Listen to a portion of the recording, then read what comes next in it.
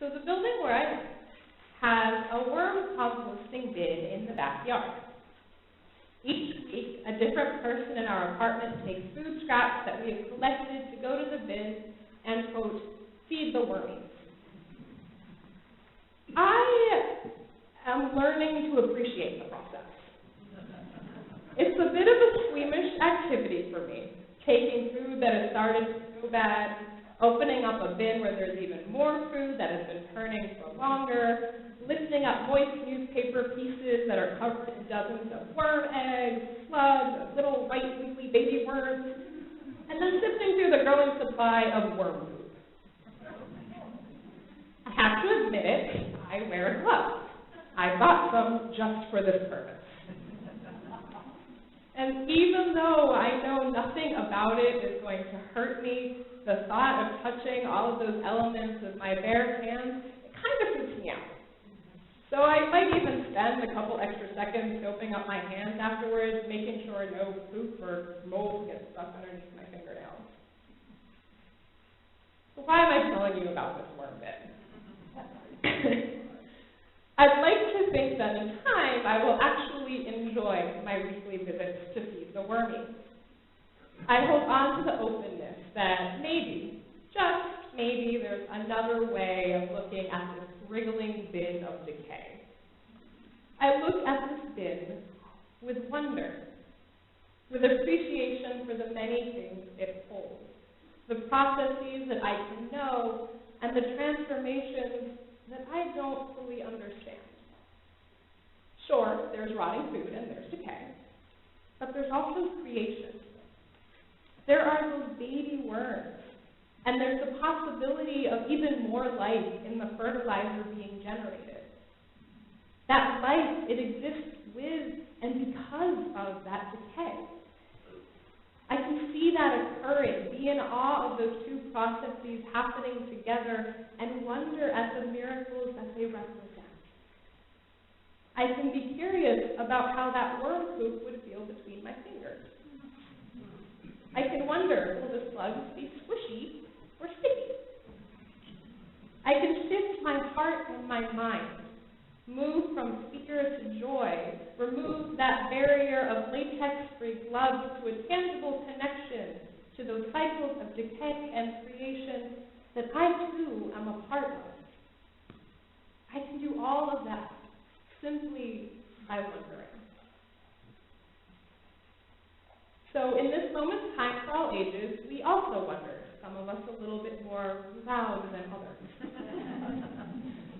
Some of us might have seen the same things. Some of us got really creative and saw very different things. Some of us might still be unsure of what we saw. This phenomenon, it's of people seeing images and what might be called formless shapes. It's something we call pareidolia. It's the same process that's behind things like the Rorschach test and those mornings when you look at your toast and you realize, oh my God, it's Jesus. It happens. Our minds turn what is an undefined form into a definite shape. And how they do that depends on what we ourselves bring to that image. What we see in those shapes, the images that came to our minds as we looked at those clouds, they're impacted by our context and our perspective, and as one person rightfully said, our imagination.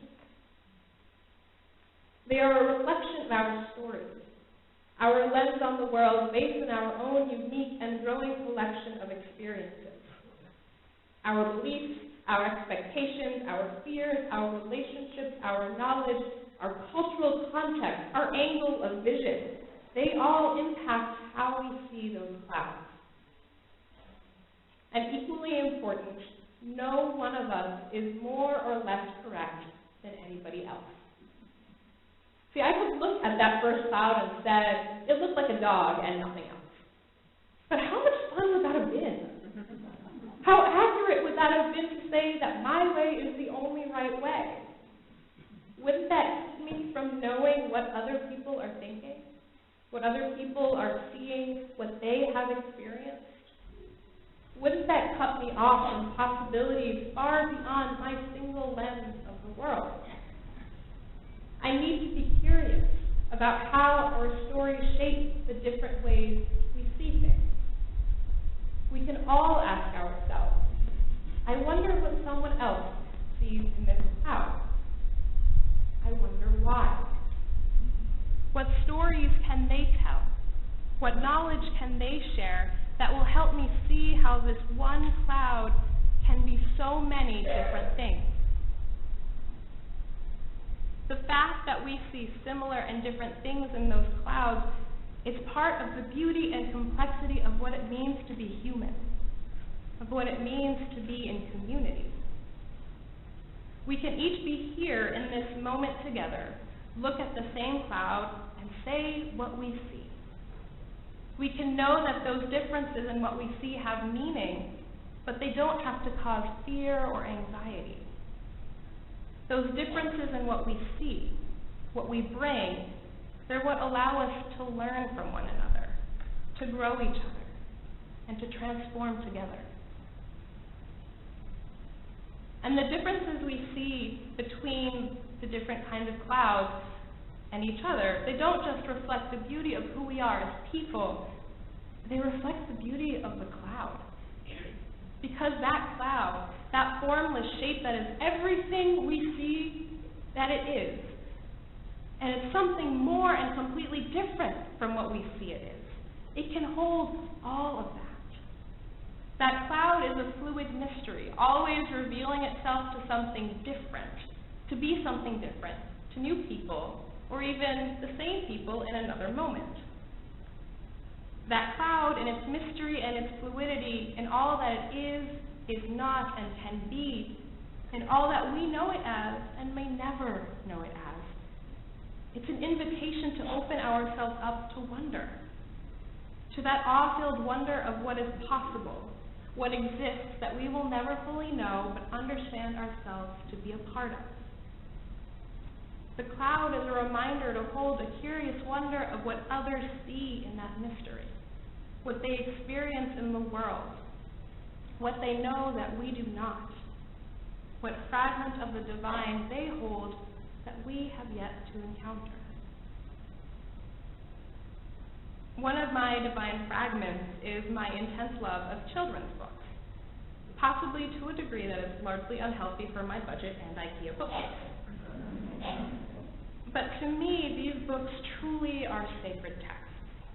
There is a simplicity and clarity to their lessons, and they remind me that ideas like joy, love, hope, and God naturally take many beautiful forms, if we remain open to them. And the same idea holds for wonder. This summer, I came across a children's book, I Wonder, by Annaka Harris, that reflects those different forms of wonder. In the story, a young girl named Ava and her mother, they're out for a nighttime walk. And then when she sees the moon, Ava points and gets excited. So her mother then asks her, "How do you think the moon follows us, Ava?" Ava searches her mind, but she can't find an answer. So that's when her mother offers her a liberating piece of advice. It's okay to say, "I don't know." When we don't know something, we get to wonder about it. The beauty of those two sentences is so exquisite. I remember tearing up when I first read them. How incredibly powerful is it that our admitting we don't know something, admitting that we have limits, gives us an opportunity to experience even greater possibility. How awesome is it that the limitations of our mind are precisely what allow it to expand? That our hearts can grow bigger when we admit that there is something beyond our finite and individual capacity to know. Now, for the scientifically minded in the room, you may be wondering, well, what about gravity? Rest assured, Ava's mother does teach her about gravity on the next page. She tells her it's gravity that keeps the moon close to the sun and that keeps the Earth and other planets circling the stars, keeps the moon close to the Earth, and that keeps the Earth and other planets circling the star we call the sun. And then Ava, her wonder expanding as her knowledge grows, asks her mother, where does gravity come from? Everybody who's been with a child knows that those things happen. Ava's mother then teaches her another lesson. She admits to Ava that she doesn't know where gravity comes from. In fact, quote, nobody knows for sure. She tells Ava that when no one knows the answer to something, it's called a mystery. A mystery is something for everyone to wonder about together. You might know those words from our chalice lighting. Ava's mother has just taught her about the possibility that lives within our uncertainty. When there is something that we cannot know, something that no person can claim to have a single right answer for, we have the opportunity to embrace the magnificence of what it could be together. This exchange between Ava and her mother invites all of us to recognize the unanswerable and unmeasurable mystery that is why we wonder. Rather than have our limited capacity to explain things result in our closing our hearts with fear, we're being told that we can approach those moments of shared uncertainty with wonder. When we encounter questions that nobody has a definite, complete answer to. Why does gravity exist? Where do we go when we die? What is a soul? What is God? We are given an opportunity to learn together and from each other. We can share our different experiences of that mysterious cloud, appreciating the truth that each viewpoint carries, knowing that they are but a tiny portion of what that entity contains. We can take the time to appreciate the greatness of life's unknowable but explorable truths by listening to what others have heard they say. When we see the many ways we have wondered, we can develop our gratitude for a source of life so immanent that it flows through you and your entire being, and yet is so beyond what you know that it continues to surprise you. How much of it is beyond your capacity to control or comprehend. In our moments of uncertainty, when we cannot know for sure, we are given the opportunity to grow our reverent wonder for a world that is filled with miracles we have only just begun to understand.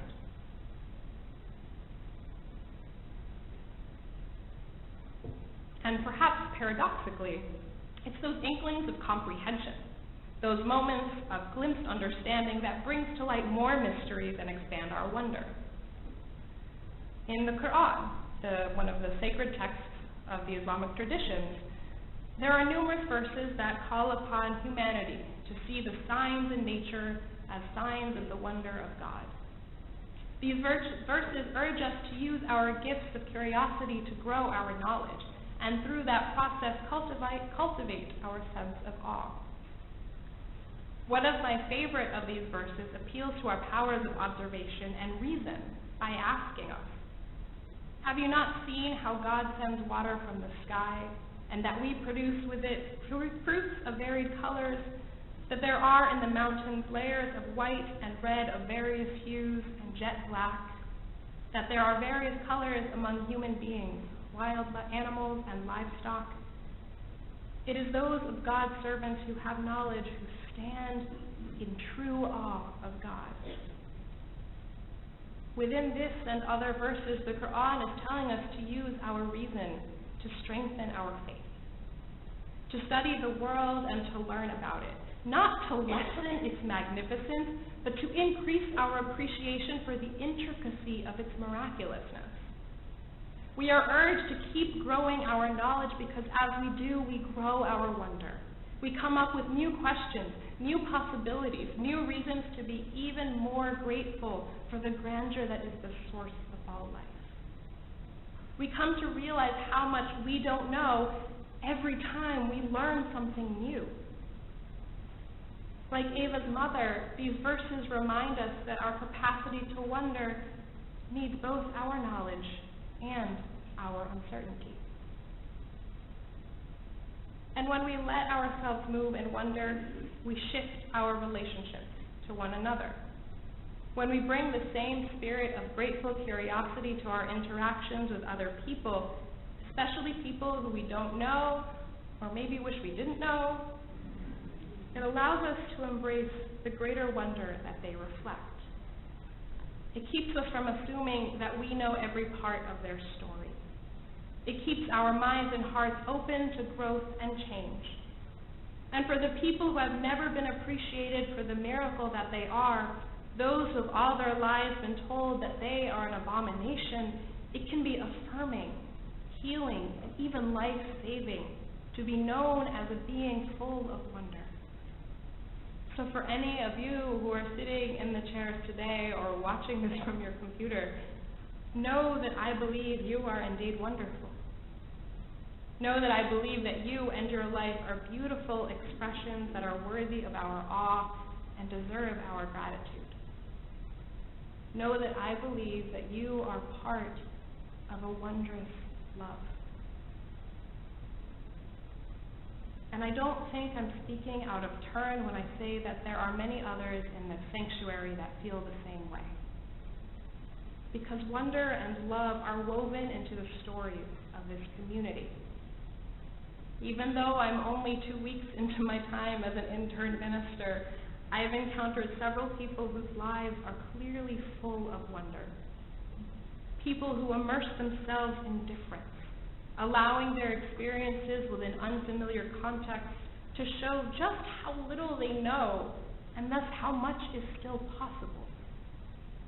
People, myself included, who have faced major life changes with aware openness. Although we are conscious that these changes come with major losses, it is our gratitude for the magnificence of the world that keeps us curious about the possibilities. The stories of this community hold awe and uncertainty together to build an atmosphere of wonder. And it's not just within these walls and our personal stories where wonder serves as this sustaining and transformative force. In the bleakness of world realities where violence of many forms is deeply embedded in social and political structures, we need wonder. We need the joy and awe that fills our spirits as injustice can drain them. We need the possibility it generates in our minds, the curiosity and uncertainty it provides when there is certainly pain and suffering. Our wonder allows us to hold on to the possibility that things can change, that there are always new ways for us to understand and to move through and to transform the world. It allows us to hold on to the possibility that the suffering surrounding the murders of trans women of color, the homelessness that some in the city of Walnut Creek would like us to forget, it doesn't have to remain. And when we are filled with the joy and awe of wonder, we can connect to the inherent worth of those who are particularly marginalized and to the possibilities that they bring to light. With wonder, we can remain open to the ways in which they imagine those new opportunities for change. We can listen with an open heart to what they see in that cloud, what they see in that mystery, and allow it to transform our work, our world, and our very selves.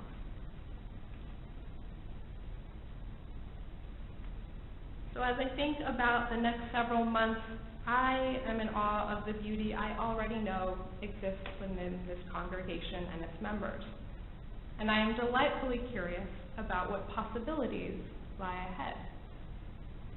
I still don't know all that there is to know about your stories, your hopes, your worries, your bylaws, and there's probably a few in there that on the chairs that also don't know a lot of them. You're in good company. And I probably never will. And that uncertainty, that reality that there is far more to each of you than I can learn in 10 months or 10 years, it means that there is always possibility, that there is always an opportunity to see more of the sacred mystery and love that you reflect. and that fills me with great wonder.